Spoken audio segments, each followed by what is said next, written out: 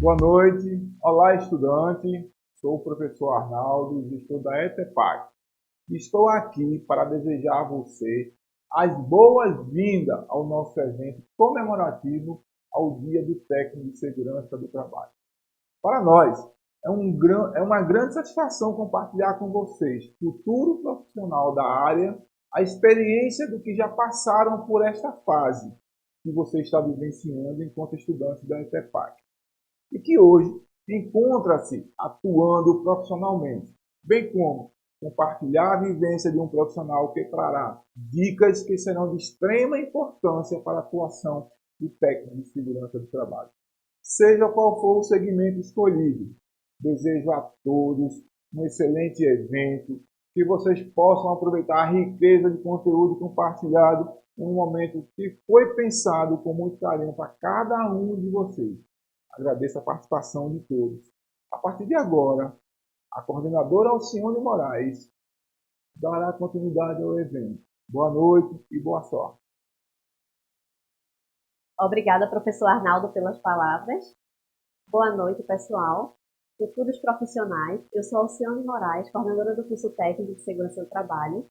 Para nós, da coordenação, juntamente com a equipe de professores, celebrar a data do Dia do Profissional de Segurança do Trabalho, que comemora-se no dia 27 de novembro, é um momento de muita alegria, pois homenageia e reforça uma grande conquista que se deu nesta mesma data, no ano de 1985, quando foi regularizada a profissão em nosso país. Fato este que reconhece a nossa atuação de forma legal em prol da saúde e segurança do trabalhador. Nosso evento acontece pelo segundo ano consecutivo e traz experiências que, sem dúvidas, motivará você, estudante, a seguir em busca pelo conhecimento, o que proporcionará oportunidade de inserção no mercado de trabalho. Sim, você verá que é possível obter êxito profissional no curso escolhido. Estão preparados? Então, a partir de agora você conhecerá Edivânia Maria da Silva, uma estudante do nosso curso da ETEPAC, que irá compartilhar sua experiência, trazendo dicas sobre o caminho a ser percorrido, mesmo ainda cursando as disciplinas. Vamos lá? Oi, gente!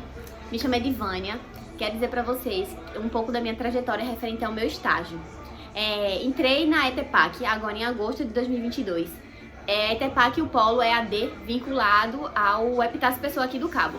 Então, assim, eu queria dizer para vocês que não é impossível a gente conseguir estágio.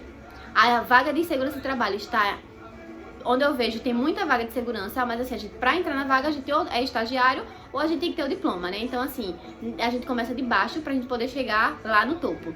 Então assim, quero dizer pra vocês que não é impossível. Atualmente eu sou estagiária técnica da LM, que é a empresa que faz pás eólicas. Atualmente na empresa tem 4 técnicos, eu de estagiária técnica, entre outras pessoas, mas do ramo de segurança do trabalho a gente tem 4 técnicos, dividido em turnos, porque a empresa não para, é 24 horas. Eu de estagiária técnica e bombeiros civis.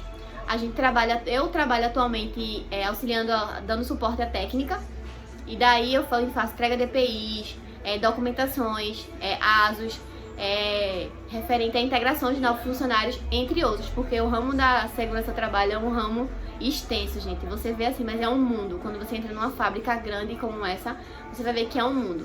A LM atual fica lá no Porto, lá em Suape, né? Ela é vinculada à GE. E assim, onde eu consegui minha vaga? Consegui minha vaga pelo LinkedIn, vinculada ao vagas.com. Do LinkedIn me direcionou para o Vagas, e daí fiz todo o meu processo referente ao Vagas. E meu processo foi todo online, gente. Achei a vaga, me inscrevi, fui selecionada, fiz a primeira parte referente a vídeos e perguntas relacionadas ao nosso ramo profissional. Depois disso, foi a entrevista com o gestor, que já foi a minha fase final. No caso, eu fiz 3 fases, né? Inscrição, perguntas e fase final. E foi isso, gente. Passei. Tô lá, vai fazer 2 meses, porque eu entrei em novembro agora. E é isso, eu quero dizer pra vocês que não desistam, que segurança do trabalho é um curso muito bom, certo? E a gente sabe que tem vagas. Se a gente procurar, a gente acha. E assim, atualizem LinkedIn, atualizem as redes de vocês, porque a gente tem redes que estão aí pra expandir nosso profissionalismo, certo? E eu quero dizer pra vocês que feliz dia do técnico de segurança do trabalho. Não desistam do curso, porque o curso é ótimo e abre muitas portas, certo? E é isso, gente. Tchau, tchau. Obrigada, Edivânia, por compartilhar conosco um pouco da sua história. Sucesso nesta jornada. Gostaram, estudantes, dessa experiência? Nossos casos de sucesso não param por aí. Vamos conhecer mais um estudante da ETEPAC, Jaine Lima da Silva, de Belo Jardim, que vai falar para nós um pouco sobre a importância do estágio na área. Vamos lá? Olá pessoal, meu nome é Jaine Lima. De antemão, venho parabenizar todos os técnicos de segurança, por essa data tão importante para nós. E, em paralelo, venho falar um pouquinho da minha carreira. Sou estudante da Interpark, aqui do Polo de Belo Jardim. Hoje já estagiando na área, e é de suma importância para todos nós que quer entrar nesse mercado profissional, justamente porque a prática da teoria tem uma diferença enorme, A gente colocando em prática todo o nosso conhecimento teórico é de fundamental importância para nos tornarmos um profissional de excelência. Tchau, tchau. Obrigada, Jaine, pelo depoimento. Foi de suma importância aqui para todos nós. E também sucesso na sua jornada como futura técnica. E agora, vamos dar continuidade ao nosso evento. Então, já aproveitamos para agradecer ao Sargento Júlio por ter aceitado o convite. Será de suma importância aqui para todos nós, esses conhecimentos que a gente vai estar discutindo aqui nessa live. Nós que agradecemos a oportunidade. É sempre muito importante que a corporação se aproxime das diversas comunidades. Em caso específico aqui do pessoal dos alunos de segurança do trabalho, nós temos uma tensão muito especial, tendo em vista que eu venho dessa formação. E na minha casa, minha mãe faz parte da primeira turma de segurança do trabalho do país, que foi aqui em Recife. E vamos tentar contribuir de alguma forma com algumas orientações simples, direcionadas, para uma cobrança que é muito forte no técnico de segurança do trabalho. Quando eles chegam nas empresas, a gestão da brigada de emergência é uma das ferramentas que vai estar relacionada com a atividade do técnico. E acredito que, após essa nossa conversa, o caminho pode ficar um pouco mais fácil. Já aproveitando, a nossa sessão de ações preventivas executa diversas atividades, tanto junto aos alunos, junto a igrejas e outras instituições. Somos chefiados pelo capitão Herben, sob o comando do Major Cleiton, e nossa instituição, o Corpo de Bombeiros Militar de Pernambuco, comandada pelo Coronel Coutinho, vem diuturnamente desenvolvendo ações para que as ações preventivas cheguem ao maior número de pessoas possíveis. Todas as nossas falas são passíveis de contestação, complementação e validação, de forma que, no final da nossa conversa, os dados, as informações, as normas possam ser facilmente absorvidas. Inicialmente, a palavra segurança, que está muito presente dentro desse curso, ela é um elemento que deve estar presente em outras atividades, deve estar presente em outras ações. E quando a gente pega e começa a definir o que é segurança, uma definição bem simplista está escrita direcionando nossa energia para duas frentes de atuação. Temos que aplicar segurança para evitar um prejuízo, então muitas ações preventivas devem ser aplicadas. Entretanto, todas as ações também devem ser pensadas no caso de a prevenção ter falhado. E aí a gente chama os fatores de proteção. Ou seja, segurança é você ser preventivo para evitar e protetivo para controlar. A seguir, nós vamos aqui desenvolver um raciocínio lógico encadeado para gastar energia no lugar certo. Todo ambiente tem algum tipo de perigo. E aí, uma definição bem simplista para o que é perigo são fatores que trazem prejuízo, fatores que trazem impacto. E nessa avaliação, direcionando para os alunos, do Universo de Segurança do Trabalho, nós podemos desmembrar esses impactos do perigo em 5 tipos de impactos. Inicialmente, nós temos impacto físico, exemplificado ali por uma eletrocução, por uma queimadura, impactos químicos, as intoxicações por gases perigosos, impactos biológicos, saindo de uma pandemia, que transformou a nossa vida, e foi um impacto biológico. Vivemos numa área que tem arbovirose, isso é um outro tipo de impacto. O impacto ergonômico, que muitas vezes é visto como um impacto menor, mas a ergonomia é a ciência que vem dar o conforto à atividade laboral para aumentar a sua produtividade. E isso tem bastante relevância. Por fim, o impacto mecânico está relacionado com todos os impactos que advêm de movimentos, um tropeço, um atropelamento, uma queda. Assim, qualquer acidente, qualquer tipo de situação está embaixo desse guarda-chuva, e assim eu sugiro que os técnicos apliquem nas empresas e no seu cotidiano o que a gente chama de visão pentagonal. No outro extremo, a gente tem aí a relação das pessoas com esse tipo de perigo. Uma vez que eu faço diagnóstico de quais são os perigos, a gente tem que entender que estas pessoas vão passar por uma, análise nas seguintes fases. Primeiro, é necessário uma triagem, qual perfil pode conviver com aquele tipo de perigo. Após essa triagem, repassar algumas orientações, educando esse público. Uma vez que o público foi educado, o monitoramento desses indivíduos é muito importante para observar se eles estão seguindo essas recomendações vindas na orientação. Uma vez que o monitoramento tiver indicado alguma necessidade de correção, vem aí a fase da advertência. E, por fim, os indivíduos que não tiverem perfil para conviver com determinado tipo de perigo devem ser excluídos daquele ambiente. A nossa energia deve ser direcionada nessa gestão para esse corredor, de acordo com o slide, onde você liga o perigo até o alvo, que é o que a gente está chamando ali de risco. E essa formação, essa ligação, ela é construída com 2 tipos de condutas e fatores. Inicialmente, o maior responsável pelos acidentes é o que a gente chama de ato inseguro, uma palavra muito vista aí pelos profissionais de segurança do trabalho. O ato inseguro, ele pode ser desmembrado em 5 outros tipos de comportamento.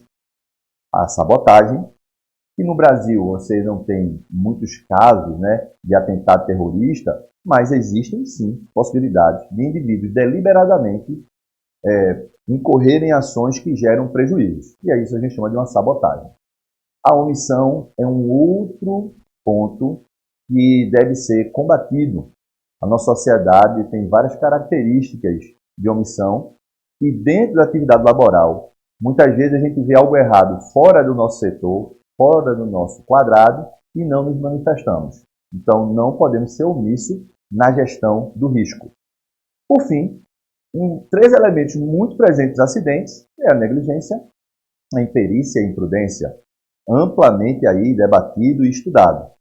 A imprudência se apresenta como um dos fatores de maior frequência dos acidentes de trabalho. Da mesma forma que o ato inseguro, a condição insegura é um elemento gerador desse contato entre o perigo e as pessoas. E está relacionada com a avaliação de terreno, edificação e ambiente. O que a gente espera dessa reação que você está vendo nesse slide é que é um jogo de freios e contrapesos, onde eu vou fazer um diagnóstico e desenvolver comportamentos seguros dentro de um ambiente seguro.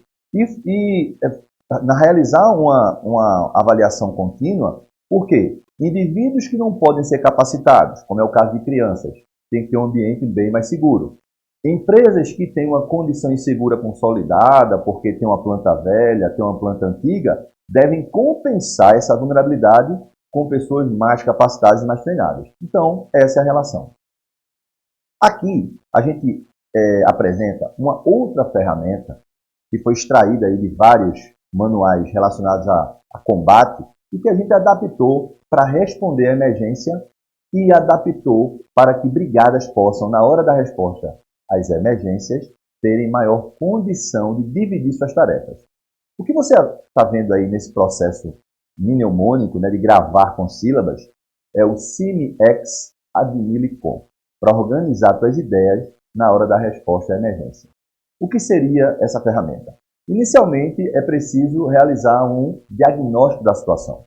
O que está acontecendo? Qual é a situação? Uma vez que a gente compreende qual é a situação, a gente estabelece qual é o alcance das nossas ações, ou seja, o objetivo, a missão. Tem incêndio que a gente vai que dá para atacar. Tem incêndio que a gente chega e tem que defender. Vai depender muito do cenário. Após a gente estabelecer qual é o nosso objetivo, vem a descrição detalhada de quem faz o que, como e onde, através das ações de execução. Logo após, uma avaliação dos nossos recursos é fundamental. Então, a administração tem a ver com os recursos pessoais, materiais. E aí, uma vez que eu fiz o diagnóstico, estabeleci qual é a minha missão, como a gente executa, eu tenho que ter uma visão geral de quais são os meus recursos. As ligações são extremamente necessárias nos casos que a gente precisa pedir apoio. Exemplificando, se a gente vai no incêndio, entramos em contato com a concessionária de energia para que ela faça o desligamento. A gente pode pedir apoio das companhias de trânsito. Então, é importante saber quais são os outros agentes, os outros atores que a gente tem que se relacionar nessas ligações. E, por fim, como você vai orquestrar todo esse diálogo? As comunicações, via rádio, via telefone. Então, pense você, técnico de segurança, numa brigada de uma empresa. Aconteceu a emergência. Esse passo a passo lhe trará muitas vantagens, porque cobre plenamente as necessidades de resposta a essa emergência. É o Cine-X Admilicon. Então, isso deve estar muito presente ali na rotina de treinamento da brigada. Agora a gente começa a fazer uma abordagem dentro do arcabouço de legislações, que tem muita necessidade na rotina do técnico de segurança do trabalho. Então, o técnico de segurança do trabalho deve estar lendo, se atualizando. E nossa geração é uma geração beneficiada, né, por essas ferramentas de comunicação. Então, hoje você tem na mão vários materiais, várias legislações com o uso simples de smartphones. E trazendo para você, sobre essa gestão de brigada das empresas, quais são as legislações e as peculiaridades do estado de Pernambuco. Temos aqui a, digamos, lei mais forte, a legislação mais forte, que está dentro de uma portaria de número 3214, que é a essência, né, dos estudos da área de segurança do trabalho. Então, temos diversas NRs, dentre elas temos a NR 23, que é uma NR bastante enxuta, mas ela faz sérios direcionamentos, importantes direcionamentos para que a gestão de brigada consiga atender às demandas que surgirem. Então, a NR 23 ela é muito enxuta, mas se complementa a legislações estaduais. Aqui no caso de Pernambuco, nós temos o Código de Segurança contra Incêndio e Pânico, onde vem muitas informações e determinações sobre quantos extintores, quais tamanhos de aberturas, a situação de escadas, de hidrantes. Contudo, o COSCIP não tem manifestação sobre formação de brigada. E aí vem a necessidade de complementar a NR23 a normas técnicas oficiais. E no caso das direcionadas à brigada, nós temos a NBR 14276, que fala de brigada de emergência, e a NBR 15219 sobre plano de emergência. Uma avaliação bem simples seria o seguinte: você primeiro vai ter uma atividade, faz um diagnóstico dos impactos e quais são as condutas de resposta a esse impacto. Isso dentro da NBR 15219. Uma vez que eu vi quais são os impactos, eu vou treinar pessoas para responder esse impacto. Isso está descrito na NBR 14276. Então, é uma corrente onde todos os elos têm que estar com bastante firmeza para que não se rompa.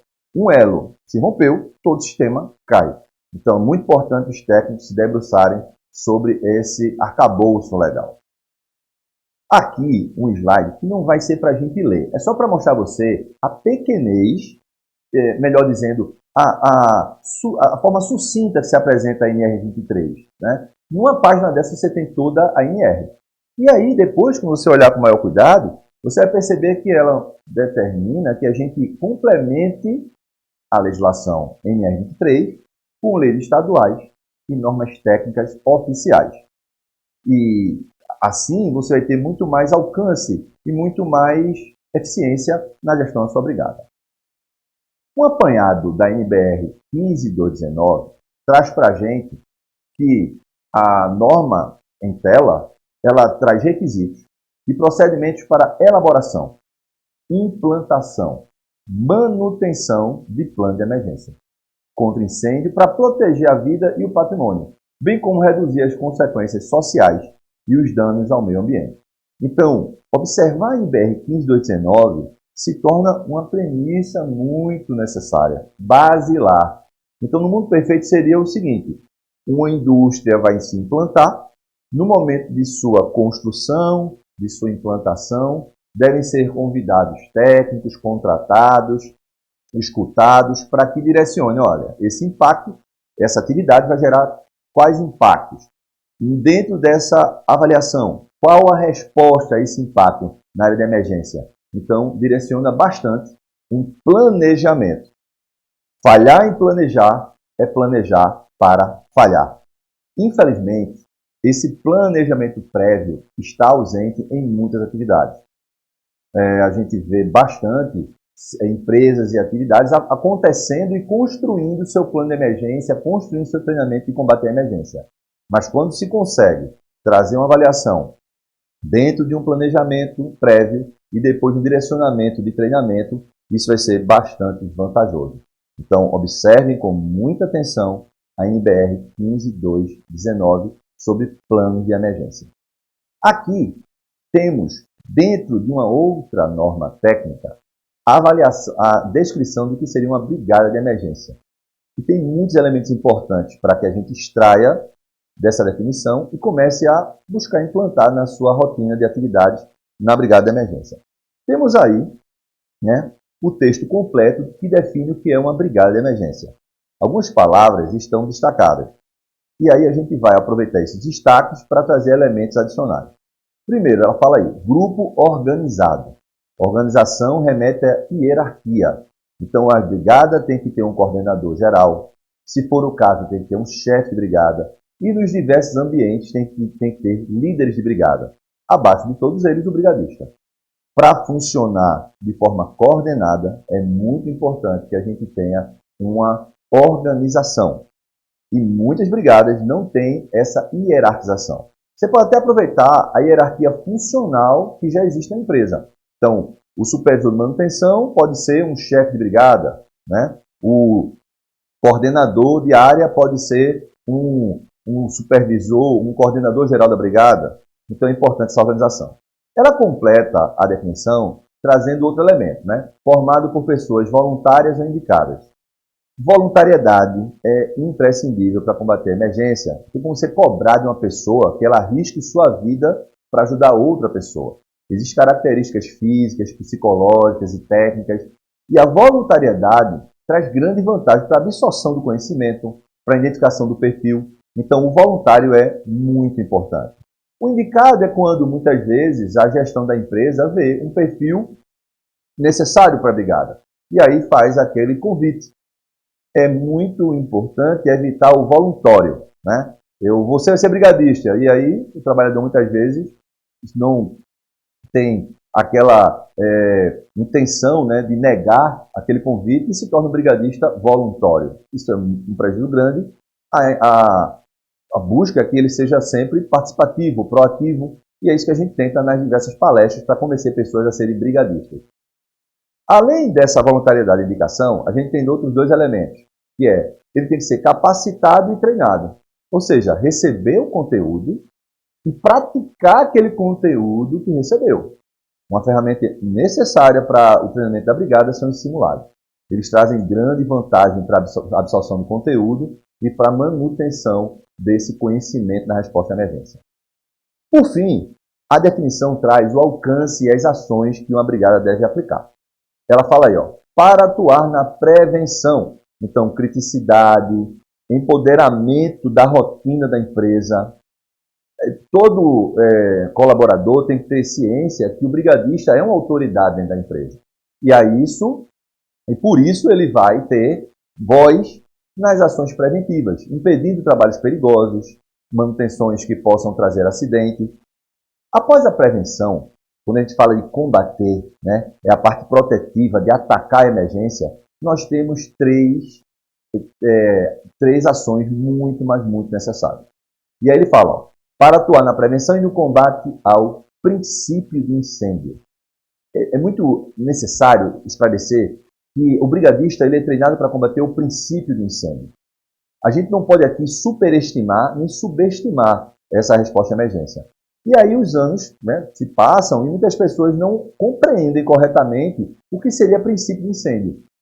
Embora que a palavra princípio remeta à questão de tempo, né, é um incêndio que está começando, mas se um caminhão carregado de gasolina capota e pega fogo, já não é um incêndio direcionado para uma brigada fazer uma intervenção, tendo em vista que ele já começou muito grande. Um elemento claro e objetivo que divide princípio de incêndio é a seguinte questão. Se aquilo que está queimando, se aquilo que está em combustão, né, que está começando aquele incêndio, permitir que você se aproxime dele a uma distância de 2 metros e ali você esteja seguro, esse incêndio é chamado de princípio de incêndio. E por que essa distância de 2 metros? Essa distância tem 3 elementos importantes.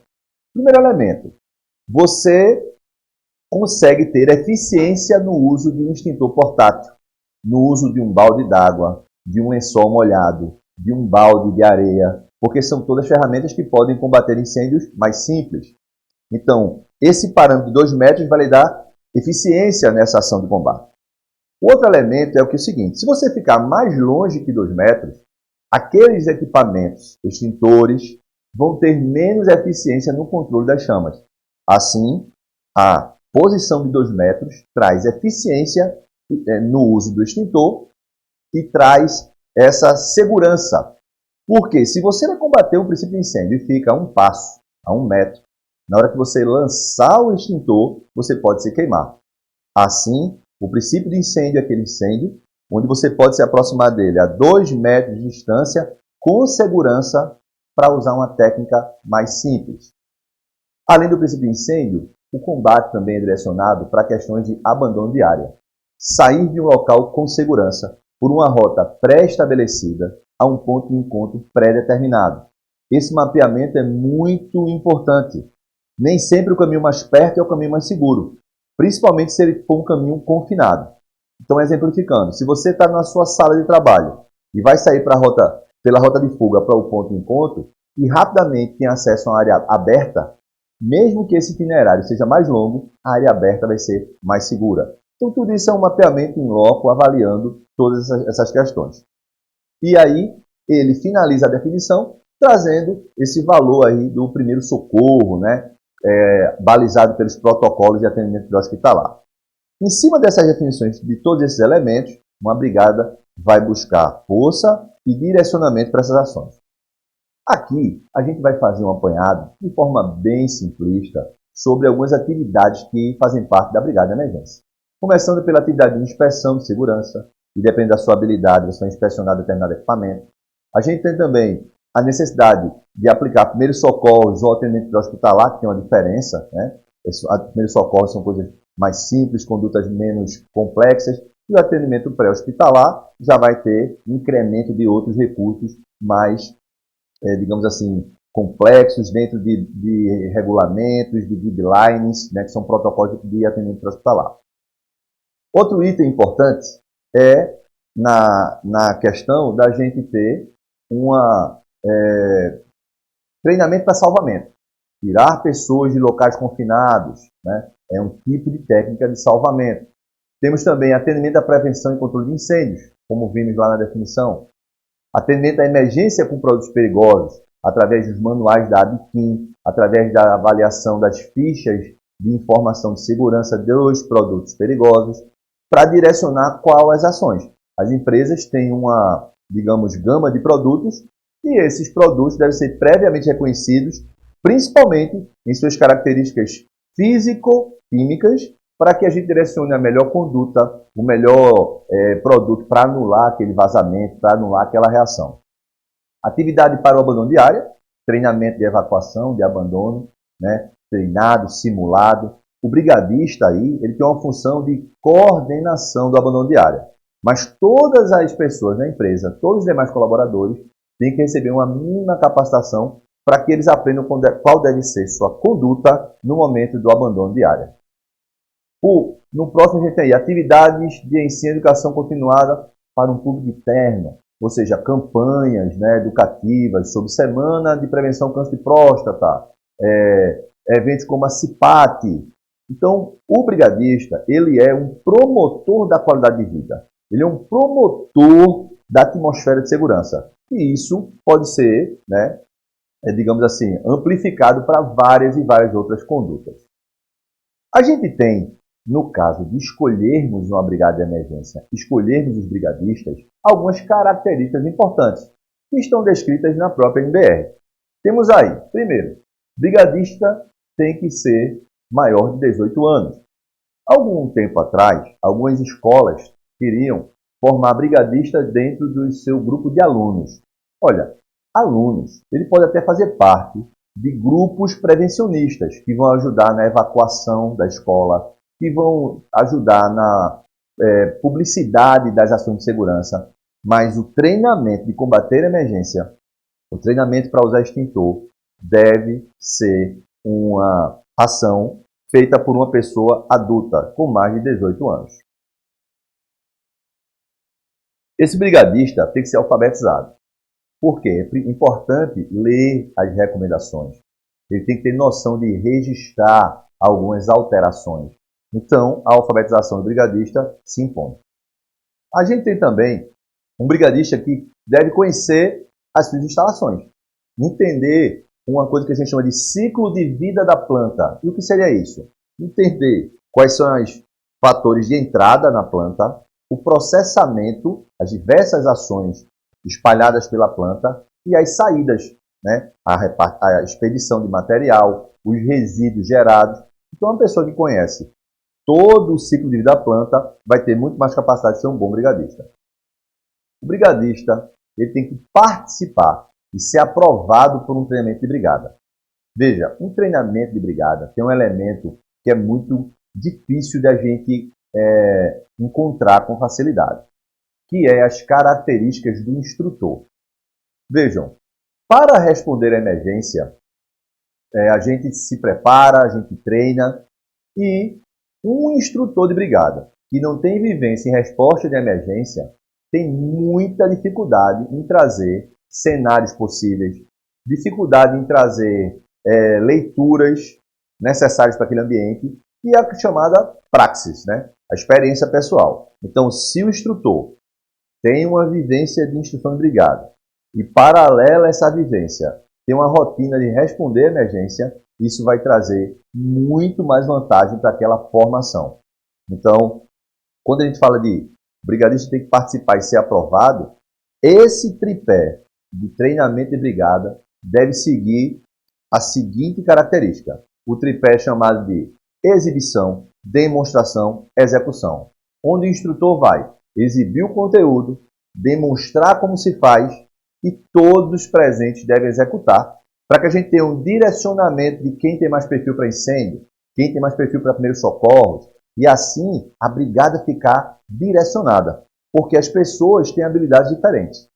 Muita gente, quando se depara com treinamento de brigada, às vezes não participa porque se acha que está acima do peso, acha que é muito baixo, mas todos podem contribuir com a brigada de emergência.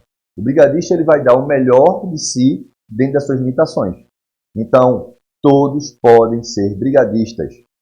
Se passarem por um bom treinamento, dentro das suas limitações, aplicando suas habilidades, teremos um brigadista com bastante vantagem em responder às emergências e também com a vantagem da prevenção, da criticidade prevencionista, que é um outro elemento muito importante.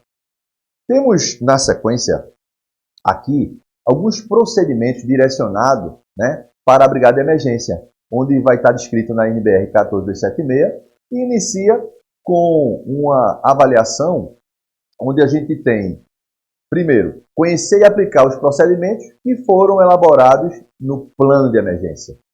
Depois, identificar os perigos, avaliando os riscos, e a gente lembra que risco é aquela soma entre ato inseguro ou condição insegura, existente na planta ou na área, corrigindo atos inseguros e condições inseguras encontradas. Também inspecionar periodicamente os materiais. Certa vez cheguei numa empresa onde o brigadista reclamando do técnico de segurança do trabalho que estava recebendo missões de fiscalização e inspeção, pois é uma atribuição do brigadista inspecionar os materiais e equipamentos de combate à emergência. A gente tem também aí a necessidade da inspeção periódica das rotas de fuga, incluindo sua liberação e sinalização. Perceba, pessoal, que a NBR traz um passo a passo muito mastigado para que você tenha uma boa gestão de brigada.